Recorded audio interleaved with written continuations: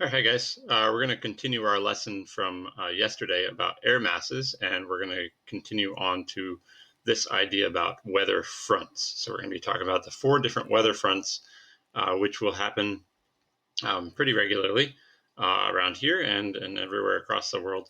And a front, what you have to really think about is go back to what we were talking about yesterday with these big air masses. So these air masses are moving around from place to place. And as they move, the leading edge of them is going to run into another air mass. And that collision between air masses is essentially what we call the front. And so, what I like to think about is like in a battle, in any war, you have the war front, right? It's where all the action is taking place. It's where most of the casualties take place. It's the place where action is. Okay. And in the case of weather is all going to happen along the front. It's the interface, the boundary between the air masses, the collision of those air masses. And the weather is going to rapidly change along that front. Okay, now there are four of them, as I said before, and they're all listed again in your reference table on page 13. And you'll see that the cold front, warm front, stationary, and occluded fronts are all given a different symbol. And these symbols we'll talk about along the way because they kind of go along with what they're all about. So we'll talk about them individually. Now, a really good video is this one. I'm going to play a clip of this right now because it kind of blends together air masses as well as fronts. So I'll play that right now. Air masses are large regions of air that have similar characteristics from the surrounding area. Air masses can form over places like warm tropical oceans, cold, dry polar regions, or even dry deserts. As air masses move over different regions, they will gradually take on the characteristics of the new region and begin to change. As air masses move across the Earth, they will eventually run into each other. The boundaries between these two air masses are referred to as fronts. Fronts are labeled in reference to the relative temperature of the air that is approaching and replacing the existing air mass. There are four types of fronts: warm fronts, cold fronts, stationary fronts, and occluded fronts. A warm front occurs when a warm air mass overtakes an air mass of a colder temperature. Warm fronts usually move slowly, around 10 to 25 miles per hour, and have a gradual slope that will slide over the top of a cooler air mass and move it out of the area. Warm fronts usually contain high humidity and have more stratiform or layered clouds along the frontal boundary. Drizzle and decreasing visibility will be present as temperatures rise. Once the front passes, rain showers are possible, followed by a gradual clearing. A cold front occurs when cold, dense air overtakes warmer air. Cold fronts move faster than warm fronts, averaging 25 to 30 miles per hour, but can go as fast as 60 miles per hour. Cold fronts stay close to the ground and have a steeper angle than a warm front. They will move across the ground and lift existing air at a very rapid rate. This rapid upward motion will cool the air and form cumulus clouds, which could eventually develop into thunderstorms or even form a line of thunderstorms called a squall line. Once the front passes, the weather will clear and improve with general wind flow from the west-northwest. A stationary front occurs when two air masses meet, but neither one moves the other out of the way. Stationary fronts can have a combination of weather from both a warm and cold front. These fronts can oscillate, but will generally linger around for several days before one of the air masses pushes the other air mass out of the way. The last type of front is called an occluded front. Occluded fronts form when a fast-moving cold front catches up to a slower-moving warm front. Cold front will then lift up the warm front and eventually interact with the air that is in front of the warm front. This stacking of fronts can give rise to a variety of weather conditions, from fog to thunderstorms. Okay, so in that previous video, he talked about cold fronts, and cold fronts, as indicated by their name, bring cold air. Colder temperatures are brought by a cold front. They're coming from a source region, an air mass that is most likely polar or even Arctic, right? Coming from the far north and moving down south, typically. Okay. Now, cold fronts are bringing cold air, and that cold air is more dense. Colder air is not moving as fast. It's slower molecules, so they sink. They're more dense, and they kind of sit nice and low down close to the ground. And they wedge as they push their way across the surface, and I'll show you a picture of that in a second. As they push their way across the surface, they essentially drive all the warm air up because warm air is less dense, and therefore it rises above that cold front. And as that warm air rises, it will expand because there's less pressure on it. And that expansion is going to cool it down to the dew point, which is going to create clouds. And so a cold front often creates a really, really tall set of stacking of clouds we call cumulus clouds. Okay. They kind of wedge their way underneath. Now, the cool thing about cold fronts is they're really, really fast moving. And for that reason, they quickly change the weather in an area. So this picture kind of shows that, and I'll show you a whiteboard drawing of this, and I'll show you that in a second. But notice the cold air kind of sitting nice and low to the ground, moving slow or pretty quickly across the surface. And all this warm air that's in front of this is getting forced upward, really, really high up, straight up into the air. And these cumulus clouds that are lifted here are nice and puffy and big, and they rise up way up to the top of the troposphere. If you have a big long line of these, we call that a squall line or a thunderstorm line. And often there's a lot of thunderstorms that are associated with this, especially if the warmer air is really humid in front of this. Okay, so the cold air moves really quickly, pushes the warm air straight up. Now it's got that nice curved shape to it, so I always think cold front curved. It kind of looks like a glacier as well, kind of moving across the surface there. A lot faster than a glacier, though, obviously. Okay, so I'm going to show you a whiteboard demo of that right now. So I'm just going to draw a cold front. Okay, cold front looks like this, where you have cold air coming in down low, and you have warm air out in front. And as a result, this cold air stays low because it's more dense. And as that cold air moves down low along the ground, this warm air gets pushed upward like that. Okay, as a result, all this warm air, any moisture that's in that warm air, is going to be forced up to a higher altitude, and it's going to condense and form clouds, and those clouds are going to form right along this front right here. So as you can see, these clouds are really tall and greatly exaggerated vertically, and these are called cumulus clouds. Okay, and if they're rain bearing, if it's raining on the front of this, that's called a cumulonimbus. Okay, nimbus meaning rain bearing. And so this is a typical cold front where you have really, really dramatically vertical clouds rising up, and usually have thunderstorms associated with this.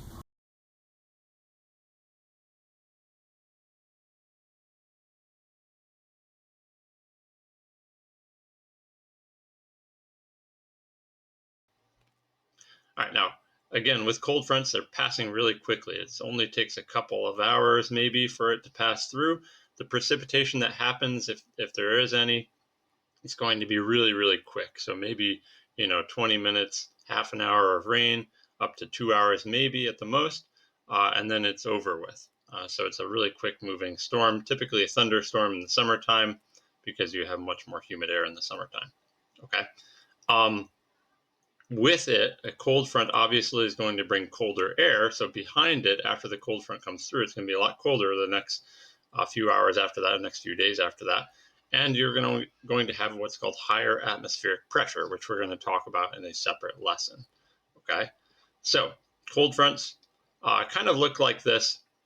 If you were to look at a weather graph, you can see here the dew point and the air temperature. Remember, when they're close to each other, that means the air is like reached the saturation point, which means it's going to be really cloudy and humid.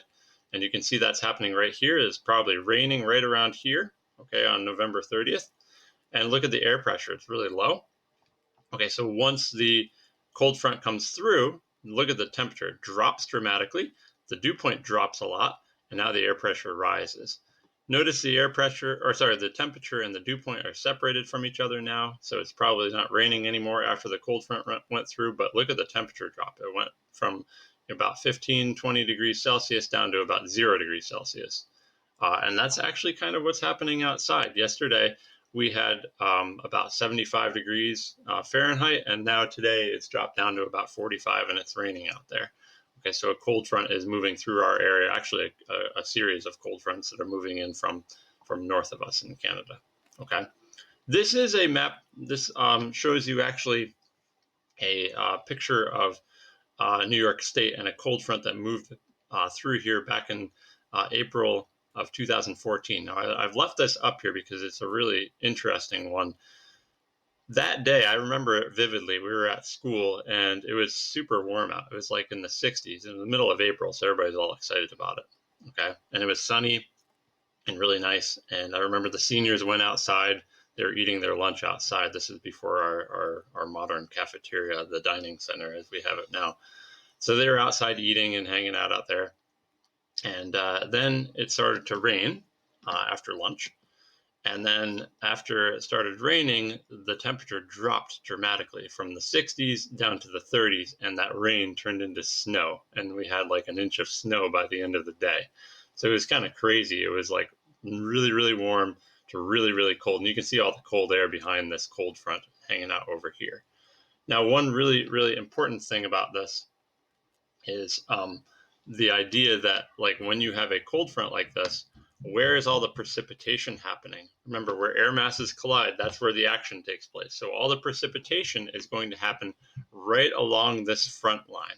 Okay. And that day, if you look at the radar that day, here it is. Okay. There's all that precipitation. So you can see just in front of that cold front, it's all rain, but behind it, it's all snow. But again, it's all happening along that line, along the front. Okay. The frontal boundary. So that's a cold front. Okay. A warm front. Now, a warm front is just the opposite of a cold front. A warm front brings warmer temperatures, and it's going to bring a little bit more humid air. Now, warm fronts are not nearly as powerful as cold fronts. They take a long time to move through. Why? Because as the warm front is trying to push its way through, it's also rising up. It doesn't stay low to the ground. It's trying to push from while it's rising. So it doesn't work so well. Okay, so it's a slow movement, maybe a couple days for it to actually pass into an area. The first thing that you're going to see with a warm front are these really high cirrus clouds, the ones that are high altitude. Okay, they come first because they're pushing their way up over the cold air, and so you have this expansion of that air up here, condenses and makes cirrus clouds up here. And then afterwards, you might have some stratus clouds and some rain that lasts for a day or something like that.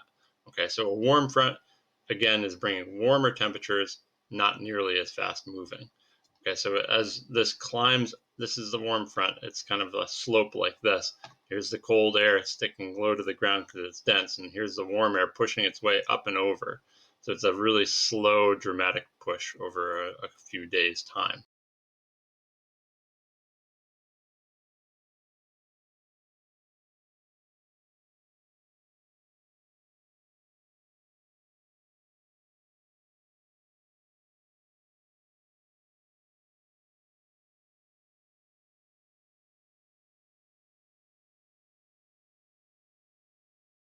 Okay, the first thing you're going to see with a warm front are those cirrus clouds, those wispy clouds that are up in high altitude. Then after that, you're going to see some layered clouds that kind of stick low to the ground, and then you're going to have some precipitation. It's a really, really slow movement. Precipitation will be light. It's not going to be heavy thunderstorms because you don't have that dramatic climbing air. It's more of a gradual slope upward, but it drags on for like a whole day. Now, a good thing about a warm front is obviously that you get the warm air behind it. So if you like warm temperatures, that's what warm fronts are bringing you.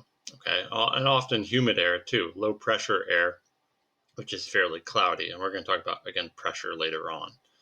All right, so that's a warm front. Here's an example of a warm front. You can see out in front of this over in New Hampshire and Vermont and that region. It's a little bit colder. It's like in the 50s. But behind this warm front moving through Syracuse, so just about to come through Syracuse, are these 80-degree temperatures. So that was, again, back in 2014 on my birthday, actually. So that's an example, a good example of a warm front. Okay. This just compares a cold front with a warm front. Again, the curved line, notice how like upward sloping cumulonimbus clouds, really, really tall.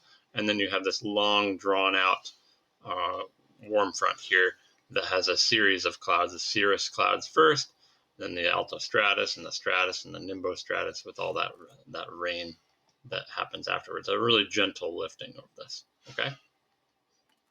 All right. Now, what about this guy called the occluded front? An occluded front happens when you have cold air which is moving, again, really rapidly, cold fronts move fast, catches up to a warm front, which is moving slow. And when it does that, it drives that warm air upward. It lifts it off the ground, wedges underneath of it. And so you have this warm air that's lifted aloft, and you have this cold air that catches up to maybe the less cold air in front of it. And you saw that in the previous video. Okay. So an occluded front happens in this process of cold air catching up to warm air. All right. And when it does that, it merges and kind of zips together.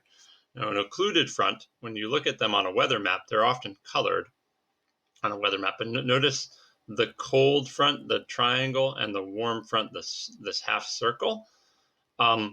That's important. Notice they're now zipped together. It's like they collided with each other. You can kind of see that here. So here's the cold air moving this way, and the cold front is catching up to the warm front. And when it catches up, it zips together like a zipper. These two sides come together, and now we have this alternating warm, cold, warm, cold. That's the occluded front. Okay. Now, sometimes on maps, they make it purple because you have the blue and red combination makes a purple color. So you might see that occasionally. Okay. Occluded fronts bring cloudy weather. They might bring heavy precipitation. You might not even notice any change in the weather because it was cold, and then like on this side of it, it's still cold. Okay, so it kind of depends upon where you are relative to that occluded front. Okay, but it's lifting that warm air up, which is going to make it cloudy typically, and sometimes some rain will be associated with that. Okay, so that's an occluded front. You can kind of see that here too.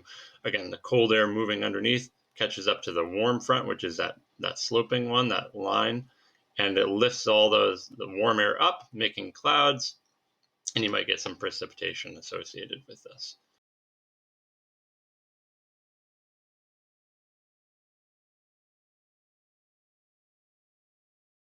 Okay, that's occluded. Stationary, you saw this in the video too. A stationary front is when you have two air masses that are like running into each other, but nobody's winning. It's like a tug of war where both sides are kind of like pulling, but nobody's going anywhere. Okay. This will stay in place for a long time. It could be several days, could be a whole week with the stationary front.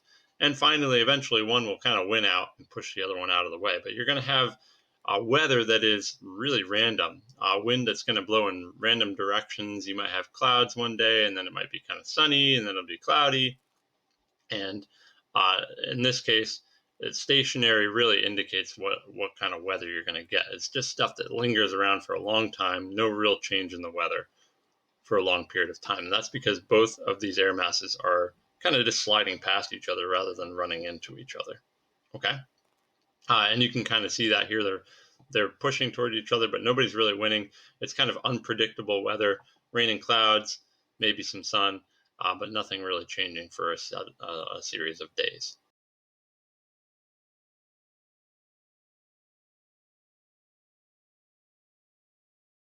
Okay. This is a really good example of a radar image of the actual stationary front. You can kind of see it wrapping right through here. This is that cold air that's sitting up north in our region. And then down south, you have the warm air, and they're kind of running into each other, but in between is just kind of cloudy. It's not really going to change very much until maybe an air mass from over here pushes all this stuff out of the way. Okay. And that's a good example of a stationary front that hung around New York back in 2017. You can see all the rain that's happening along that front. You can see one down here too. No real change in the weather here. On either side of this, might have a little more cold air up here and warmer air down here, but nobody's really going anywhere. You just have a whole bunch of rain for a set of days. Okay. And eventually this cold front will push through here, as you can kind of see it in the background here. This is going to push this all out of the way, but it might take a while. Okay. Now, here's the weather map for today. When I'm doing this video, again, like I said yesterday, it was like in the 70s. It was a beautiful day. Had some nice puffy cumulus clouds. All that warm air is gone. It's been pushed out of the area. This low pressure came through last night, and now we have some cold air that's moving in from Canada. We have a little bit of precipitation outside right now, as you can kind of see on the map. And this cold air is going to push through our area, and it's going to dip down into the 30s tonight. I'm sorry to say that. I feel like all weathermen are always apologizing for the weather. like as if they have some control over it. Anyway, so that's what's going on today. Okay, so those are weather fronts. Again, all of them are on page 13. Warm fronts have those nice. It's a red line typically. It's got the half sun, half circle kind of look. The cold front's got those triangles. Occluded front is a combination of the two, and the stationary front is like cold on one side, warm on the other side, because nobody's really going anywhere. You can see a stationary down here. If you have any questions about any of this stuff, just let me know. Hopefully you guys learned something there, and have a great day.